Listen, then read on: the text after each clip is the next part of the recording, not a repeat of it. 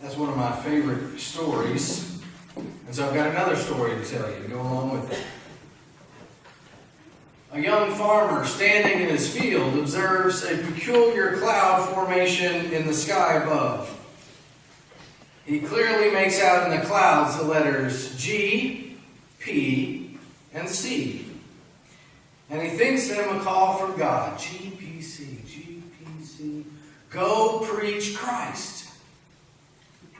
The farmer rushes to the deacons of his church and insists that he has been called to preach. Respectful of his excitement and zealousness, they invite him to fill the pulpit. That Sunday, the sermon is long, tedious, and virtually incoherent. When it finally ends, the leaders sit in stunned and awkward silence. Finally, a wise old deacon mutters to the would-be preacher, "Seems to me the clouds were saying, go plant corn, Bubba. GPC, go plant corn." I'm glad y'all laughed. So I ran across this old joke printed in Christianity Today. And I share it with you not because it's particularly funny. It's good for a light chuckle. But more so because this confused farmer is what many would-be disciples are worried about. What if God calls me? Will I have to get up and go preach? Yes. I firmly believe everyone is called to discipleship, which includes the command to go preach Christ. But not everyone is called in the same way. You're off the hook. Not all of you have to come up in the pulpit and preach. Preaching Christ can be as simple as sharing your faith with a close friend or letting your kind actions speak to your faith. For the last thing in the world we need is yet another boring preacher in a pulpit. Can I get an amen? Amen. We got plenty of those going about. All right, so let's get back to our Bible story.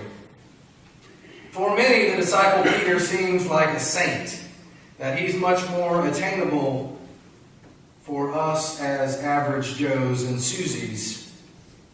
But that's not how I hear and read the stories about Peter and the disciples. In fact, I don't even think Peter wrote 1st and 2nd Peter. They're accredited to him, but I just don't take that that was one of the things he did. For he was a Bubba. That is to say, a hot-headed fisherman with limited education and knowledge. I find him very easy to relate to. Now, Paul, on the other hand, he was a learned scholar, debater, and writer. But Peter's very different. Peter just has his passion and country boy smarts. Our text shows us that Peter was pretty sure that this respected teacher knew nothing about being a fisherman. His responses to Jesus demonstrate what he was thinking. "Rabbi, we have been fishing all day in the best spots, and we have had absolutely no luck. How in the world will dropping the net on the other side be of any help?" Yet out of his country boy respect, he humors the teacher, probably hoping that he could say afterward, "Well, thanks for the attempt, but next time just leave the fishing to us, the experts."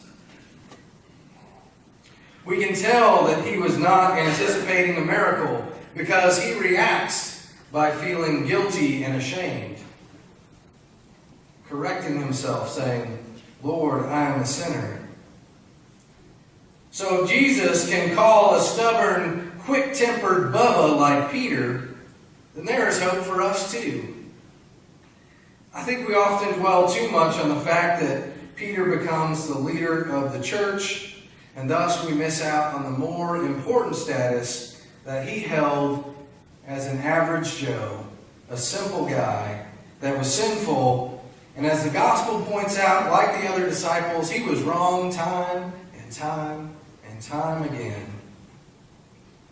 Friends, Jesus does not call the perfect. Thanks be to God.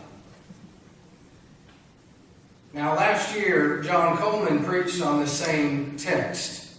And I'm going to point it out again, even though he used it in his sermon. The word disciple is used 250 times in the New Testament. Now, I want you to compare that with the mere 3 times that the word Christian is brought up. So why do people not talk more about being a disciple or follower of Jesus for their primary identity? I wonder why it is so easy to identify as a Christian, but not accept the responsibility of being a disciple. I think there's a fundamental problem here. Christianity, for many, has lost the amazement and dedication that it once held when the disciples first witnessed what Jesus was capable of doing. Being a Christian in the U.S. today amounts to being in a religious social club. It's lost its zeal, its passion. All of the risk of being a disciple has been put aside. Especially here in the Bible Belt, being a Christian can help you get favor and privilege. Christ invites us to follow and to be His disciples, not just say yes to Jesus and put on that Christian badge.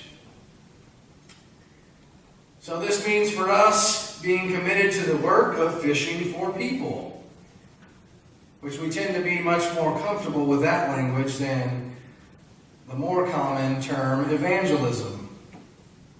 Helping the lost and broken come to know the Lord or know Him better is our purpose, just as we heard in our children's message this morning. We're to be witnesses, to share the good news. So I wonder, have you ever in your life seen something incredible that you attribute to God? I bet you have. Maybe there's something amazing that has happened to you that you can only attribute to the Lord. Throughout your life, there have been defining moments, whether they be positive ones or negative, that made you the person you are today. God has called you as a disciple, not because you have it all together, but precisely because you don't. And because you have special gifts and circumstances that can benefit other people.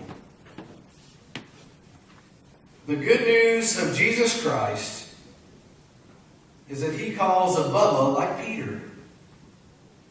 God even chooses to use strange, kilt-wearing preachers like myself. The Spirit beckons the simple and educated alike to follow and share Jesus. So I ask you, are you called as a disciple? Are you called as a disciple? Yes. All right, good. Yes. No matter who you are or where you come from, if God has touched your life, meaning you have witnessed the divine in action in or around you, then you are indeed called. So sisters and brothers, let's go fish for people. If that's taking people out on your boat to fish and telling them about your faith as you share a beer, great. Do that. Maybe for you that looks more like reaching out to someone who needs help and then mentioning that you were compelled to do so because of your faith. Fishing for people could include granting a friend or family member forgiveness even though they don't deserve it. The ways to live out discipleship are endless and suited for any kind of person, whether you're a Bubba or not. Beloved, the gospel is clear that we are responsible to go preach Christ. GPC. Yet unlike the eager farmer, we are granted the freedom to do that in ways that work best with what we have. The gifts that we have been given, the personalities that we have. Whoever we are, God is using us to change lives in the here and now. And sometimes all it takes is us being amazed and humbled by what we see God doing in our lives and letting others know about it. Friends, let us go preach Christ in whatever ways we are able. And all of this will be to God's glory. Hallelujah.